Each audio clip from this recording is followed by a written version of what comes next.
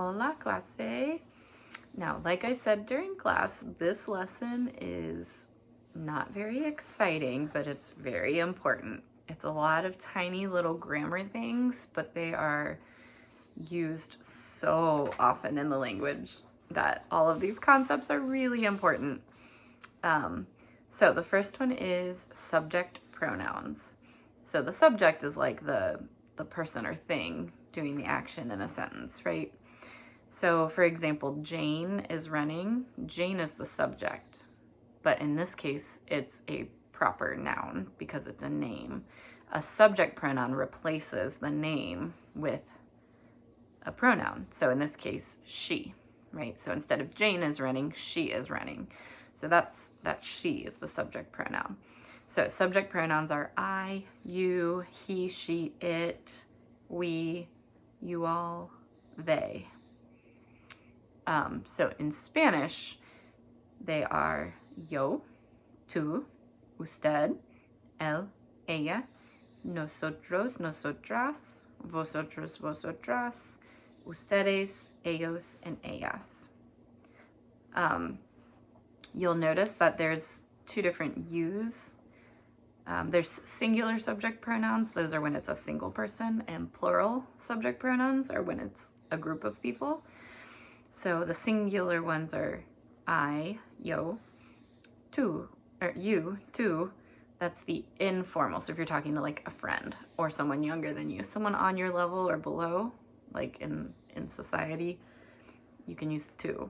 Now if it's someone above you, like an elder or your boss or a teacher, or like if you're an employee and you're talking to a customer, if you're just being extra polite or formal, you would use usted. And then él is he and ella is she.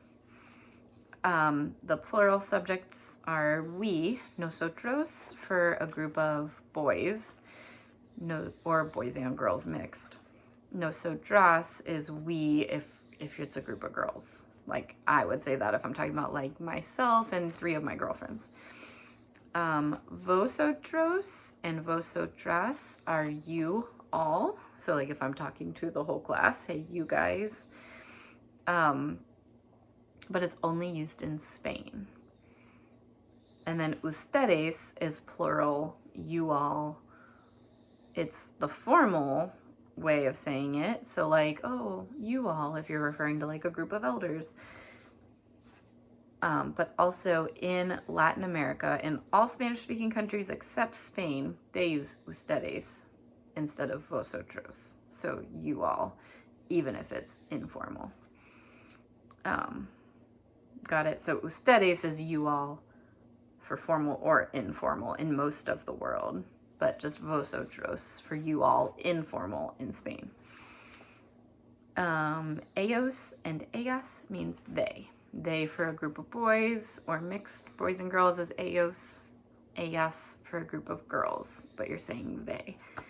Okay, so those are super important. So make sure you're really familiar with those because soon we'll start learning about verb conjugations and you'll need to be really familiar with the subject pronouns for that. So that's coming. So pages 22 and 23 are practicing which subject pronouns to use. So I think those activities are pretty self-explanatory. Now page 24 is the gender of nouns. So all nouns, person, place, or thing, all nouns have gender in Spanish. And it doesn't really have anything to do with if they're a boyish thing or a girlish thing. It's random. You just have to memorize when you learn the word that if it's masculine or feminine. So the examples here, tree, el árbol is masculine, and flower, la flor, is feminine. Most words that end in a, are feminine. Most words that end in o are masculine. So that's general rule. However, there are some exceptions. So words that end in sion, tad, dad, umbre are almost always feminine. You just have to kind of memorize that fact. And then words that end in ma, it's words that come from the Greek. They typically will end in ma, are masculine. So usually words that end in an A are feminine, but in this case, those will be masculine. So there's some examples there. Problema, sistema, idioma, tema, clima, programa, poema, telegrama. Okay, so that's kind of how you can tell if a word is masculine or feminine. Usually you just have to memorize it, but a good clue is if it ends in an O or an A.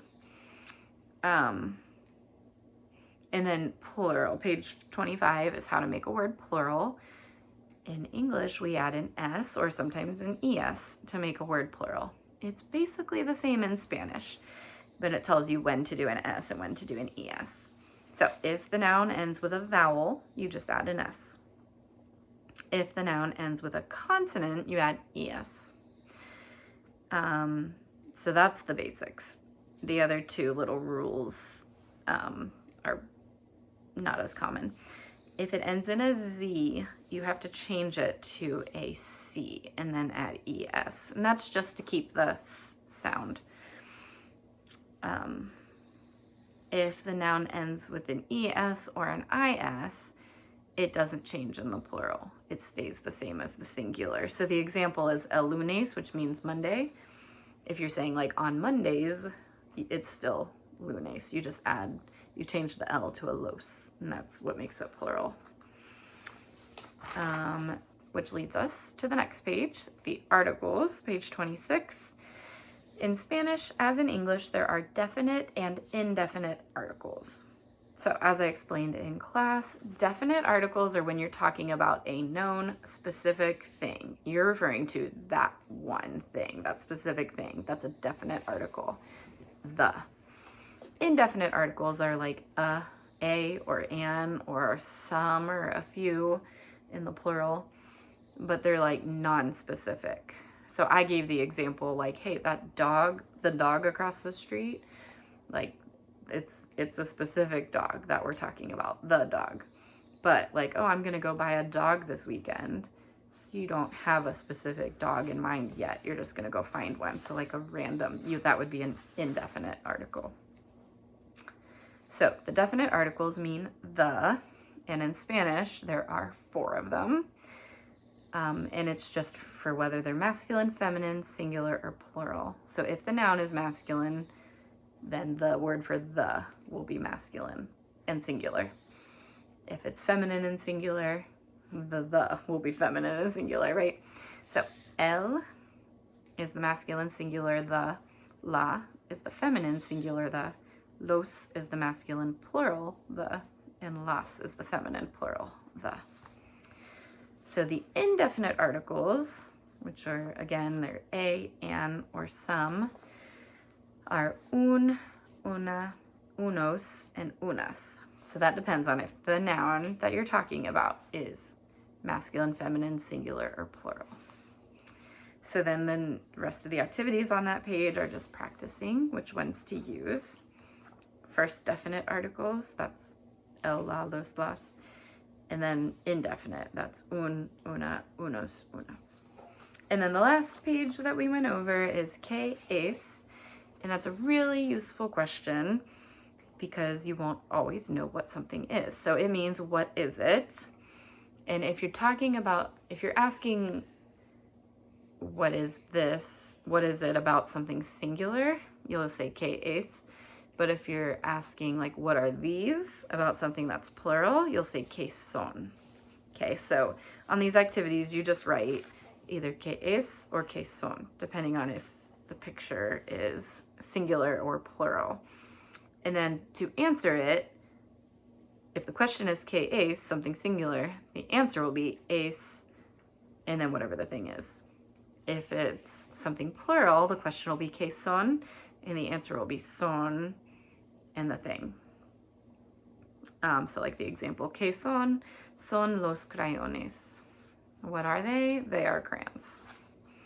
There are some crayons. So that is fairly simple. It wouldn't be a bad idea to familiarize yourself with these vocabulary words on the pictures there on page 27, but don't stress out about memorizing them. But they're useful words to know. And that is it. I know that's kind of a lot, but like I said, They're very important, and they will help learn the things that are coming in the next couple chapters. Adios.